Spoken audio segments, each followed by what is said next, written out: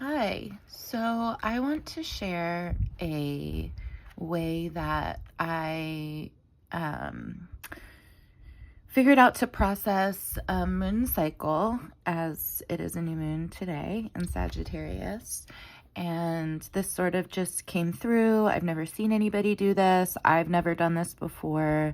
It's just sort of a way to esoterically process the moon cycle and, kind of find inroads to ways of thinking about it and ways to use different parts of what's happening for journaling, for contemplation, for meditation, and for tracking. I think it's really interesting, and I'm really interested to kind of start working with it in this way and seeing what comes and sharing what I find. So I am going to share kind of how I initially processed it, and then I'm going to share sort of some other takeaways that I had that really there's so much more still to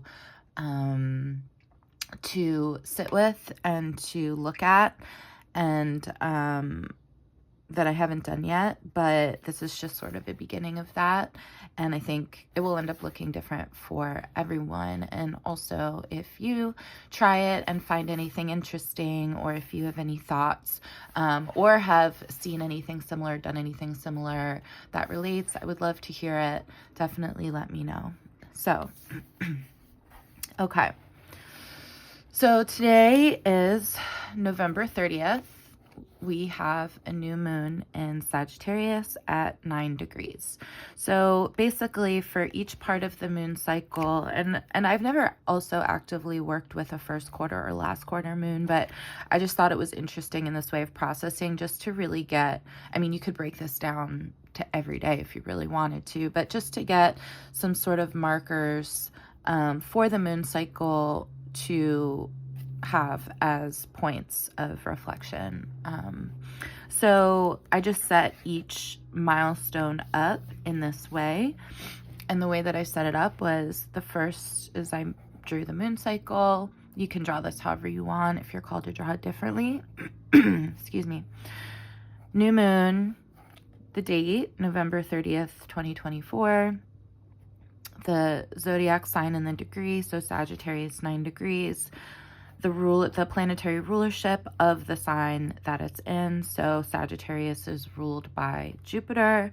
I also noted there's going to be some tarot and hermetic reference in here as well for those of you that practice this way or want to practice this way.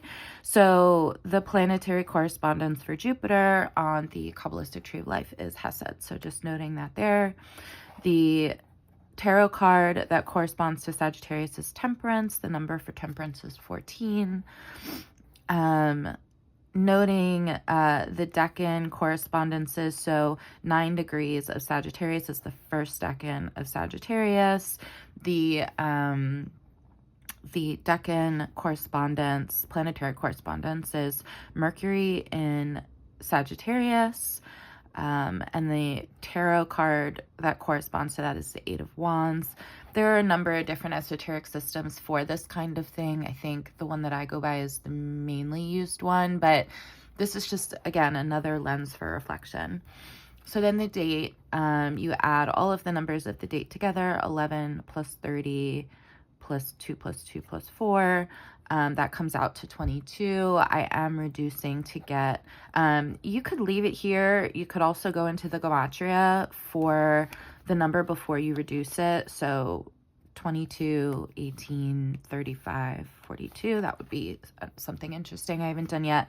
But reducing it down to get the tree correspondence, we get 4, which is Hesed, which is Jupiter, which we already are starting to see an interesting relationship, and something that maybe we want to call out and really look at for this moment.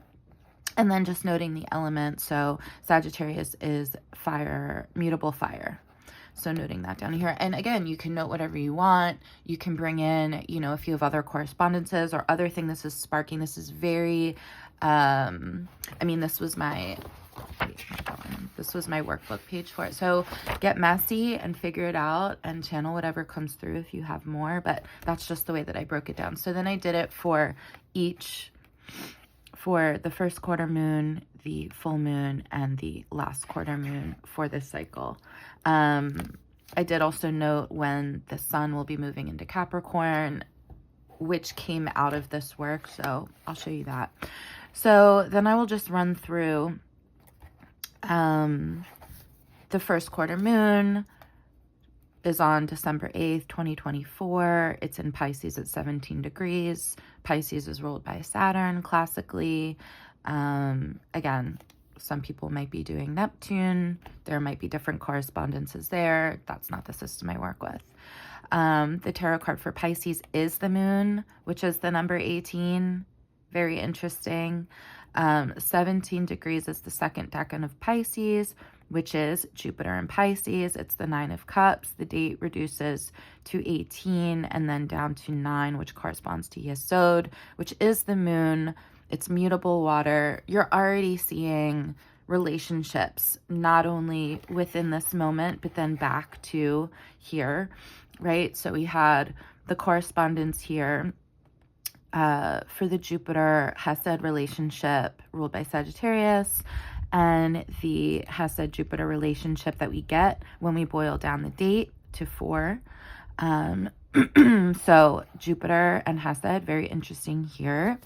And then when we get here, we have more Jupiter correspondence. We also have triple moon, right? Because we're looking at a moon phase. We have the moon card here, and we have the date reducing down to Yesod, whose planetary rulership is the moon.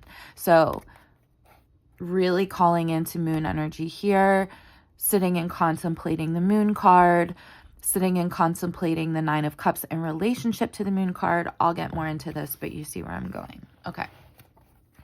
For the full moon, December 15th, it's in the sign of Gemini at 23 degrees. Gemini is ruled by Mercury. The tarot card for Gemini is the Lovers, which is the number 6. 23 is in the third decan of Gemini, and it's the sun in Gemini and the tarot correspondence is the 10 of Swords. I happen to know that because that is where my Venus placement is. Lovely.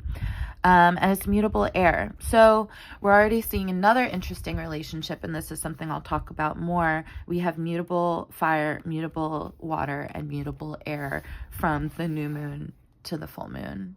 Very interesting. So then we move to our last quarter moon, December 22nd, 2024. It's in Libra at 1 degree. Libra's ruled by Venus. The tarot correspondence for Libra is Justice.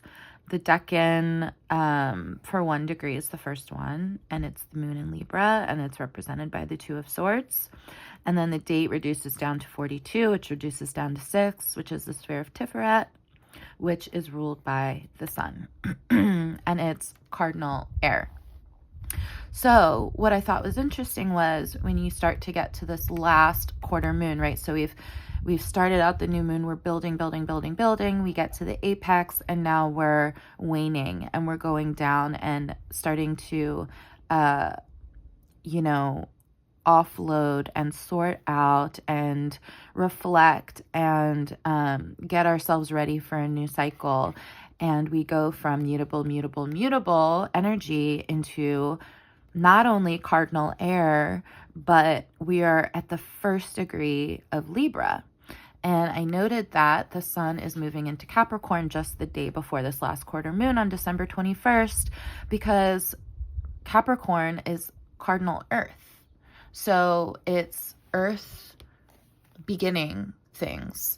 And then we have all of this sort of cardinal beginning energy. We also have Justice, which is 11, but it's 1-1, right? So there's all this sort of cardinal energy. The sun will be in 0 degrees at Capricorn on this day. We have this relationship with Tiferet, which is ruled by the sun. So we're looking at what the sun is doing. And all of it is speaking to what is beginning, what is new, what are we sparking and starting, especially in the elements of air and earth, in this moment, in this time. And then I do believe that the following new moon is in Capricorn as well, which is cardinal Earth, excuse me. So you can start to see some of my thinking. Oh, I forgot to mention that for the 15th, for the full moon, the date reduces down to 35, which reduces down to 8, which corresponds to the sphere of Hod on the tree of life and is ruled by Mercury. So we have a Mercury-Mercury relationship. I forgot to mention that part. But you can see how I'm sorting this out and what's happening, and kind of then just sitting with all of it, right? And looking at all of this mutable energy, writing down maybe some questions for contemplation, from the new moon to the full moon. What are we finishing or closing out? What does it mean? What does mutable fire mean to us? What does mutable water mean to us? What does it mean to be closing out with the element of air? And how are all they working us through a narrative? Based on some other things we may find to sort of process things on that level. What are we closing out? What are we finishing? You could go into that deeper, right? So this is how we're starting to go into it deeper. Again, I mentioned the Jupiter relationship here on the 30th. And then there's like this big moon relationship here on the 8th, but there's also still a Jupiter correspondence relating back here. So when we're looking at, let's say, what does a Jupiter in Pisces placement mean? And I happen to know because my natal Jupiter is actually at 17 degrees Pisces, and Saturn has been conjunct it most of the year. So then also, obviously, going into each of these moments and working with your own natal chart and working with your own correspondences to see what's going on. So I haven't fully done this yet, but for example, on a date, you might look at what planets are popping out, right? So we have Jupiter, but we also have Mercury involved in this conversation. And so you might look at both what is happening with your natal Jupiter and Mercury, or what are Jupiter and Mercury doing in the sky at that time on that date. So you can look at an ephemeris and see, I think I looked it up. Let's see, new moon.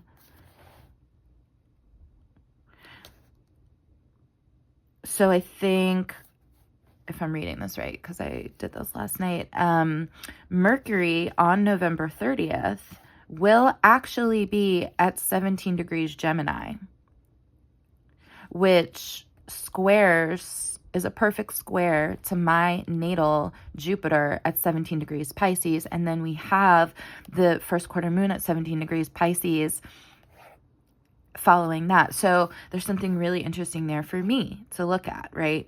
So you can go into these planetary calls, and then when you get into this state, we're looking at the moon. So what's happening with your natal moon?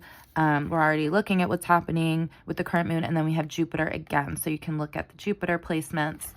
For the 15th, we have Mercury and the Sun, and then for the 22nd, we have Venus and the moon, which we're already looking at. So and the sun, because we have the Tiferet correspondence to the sun, which ends up being really interesting because of that cardinal energy and the sun moving into Capricorn. That ends up being interesting over there.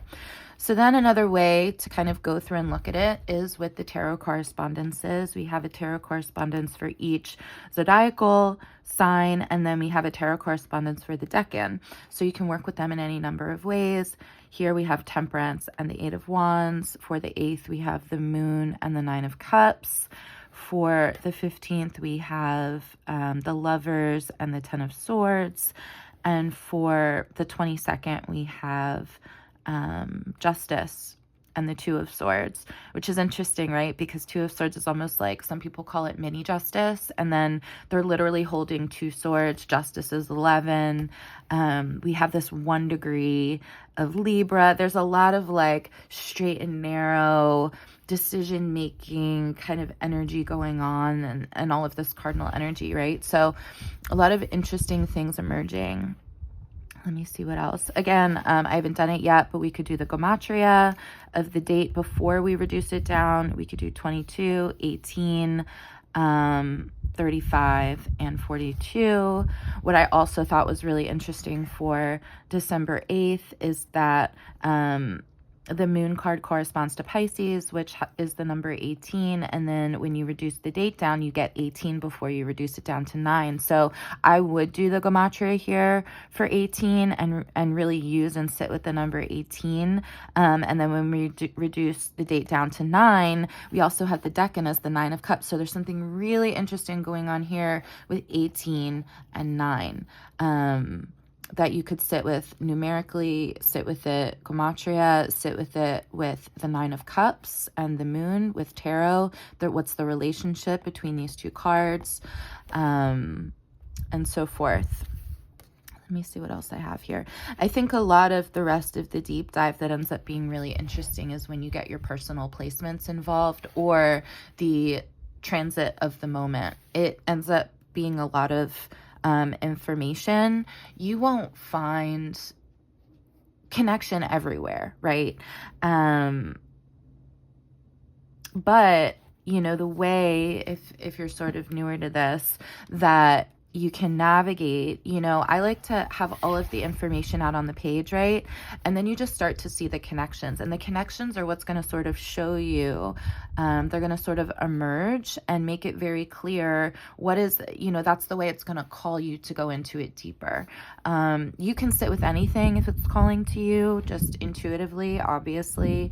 But for me, if I'm seeing 18-18-9-9, that's going to scream, right? If I'm seeing we're working with the moon cycles, here's the moon card, and then we have Yesod ruled by the moon, I'm going to know really, you know, the archetype of the moon and the power of the moon, working with our emotionality. I really might be looking at what's going on with my natal moon at the time, or any connection to this placement and how this placement might be affecting placements. You know, 17 degrees Pisces is where my natal Jupiter is. So really looking at a connection between the moon and my natal Jupiter placement for this day.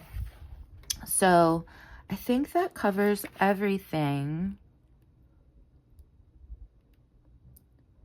I think there's a lot to go into here. Like I said, if you try it, or if you have any sort of practice like this already, that could inform and build this out. If you've worked with this kind of thing before, definitely share it. This is a work in progress. Interested to see what we can do with it. And yeah, I hope it's interesting. Thanks for being here.